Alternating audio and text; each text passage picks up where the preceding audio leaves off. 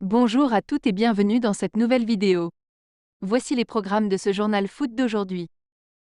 Le clan d'Ilkay Gundogan donne le verdict pour son avenir au Barça. Joao Félix n'est pas une priorité pour le Barça? Antoine Griezmann offre la victoire à l'Atlético contre Majorque. L'incroyable record de précocité d'Harry Kane au Bayern Munich. Le FC Barcelone de Xavi est toujours malade, Xavi s'en prend aux arbitrages. Pour savoir tous les détails, je vous invite à rester jusqu'à la fin de la vidéo. Merci et bon visionnage. On commence.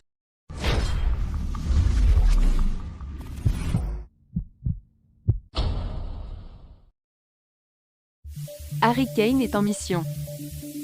Buteur pour la 18e fois de la saison dans la victoire des siens face à Cologne vendredi soir, l'international anglais a une nouvelle fois sauvé le Bayern Munich. À 30 ans, l'attaquant né à Londres n'aura pas eu besoin de temps d'adaptation pour se sentir chez lui en Bavière. Je me sens bien. Je me sens chez moi ici. Tout le monde m'a très bien accueilli, de la part des joueurs, du staff du club, des supporters et je veux juste les remercier à chaque fois que je sors sur le terrain, racontait-il pour Sky Sport après le match.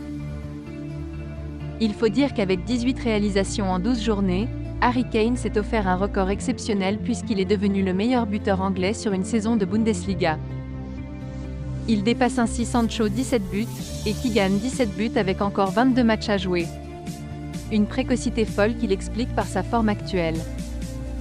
J'ai eu de bons moments dans ma carrière et de bons moments, mais celui-ci est certainement l'un des meilleurs. Nous avons des joueurs fantastiques autour de moi qui me créent des occasions, donc je dois juste m'assurer d'être au bon endroit au bon moment. Mais si les statistiques n'ont jamais été problématiques pour l'ancien de Spurs, c'est bien les titres collectifs qu'il recherche, lui qui possède une armoire à trophées vide, indigne de son statut.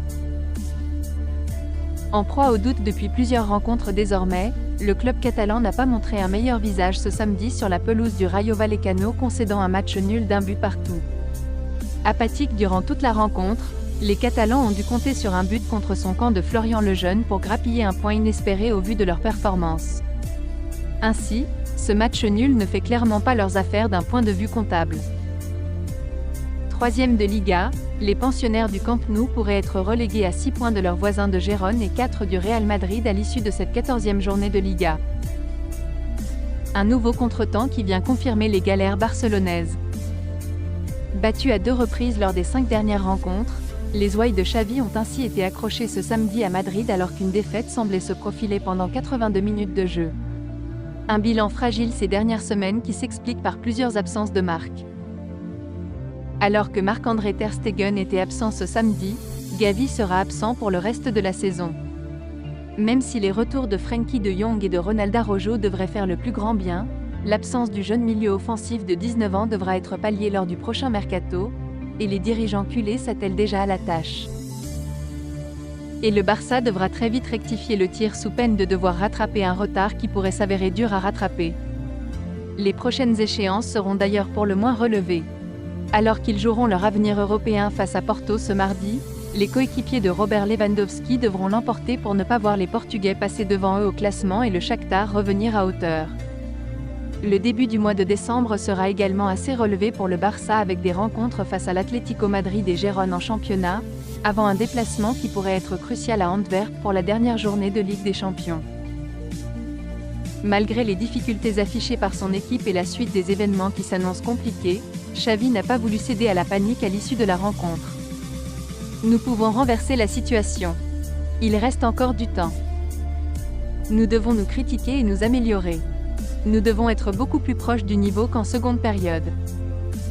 En seconde période, nous avons été très bons.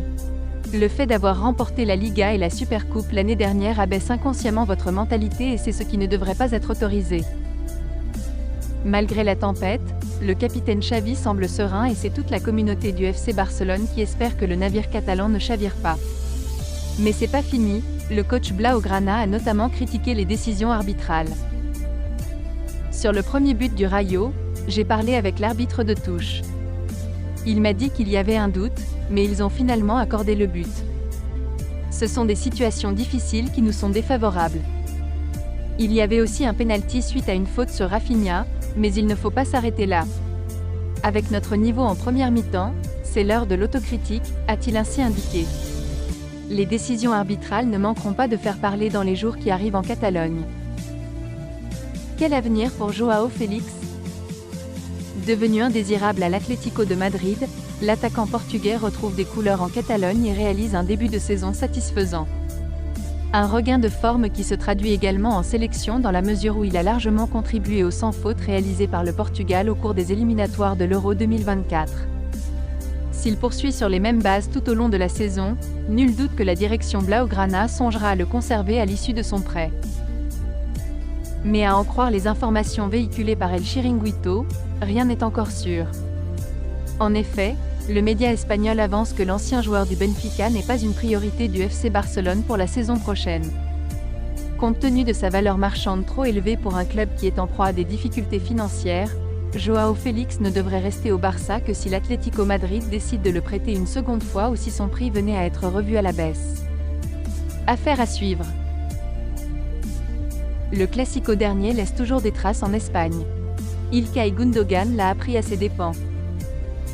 Après la défaite du Barça contre le Real Madrid à la fin du mois d'octobre, il avait tenu des propos assez durs envers l'équipe qu'il a rejoint cet été.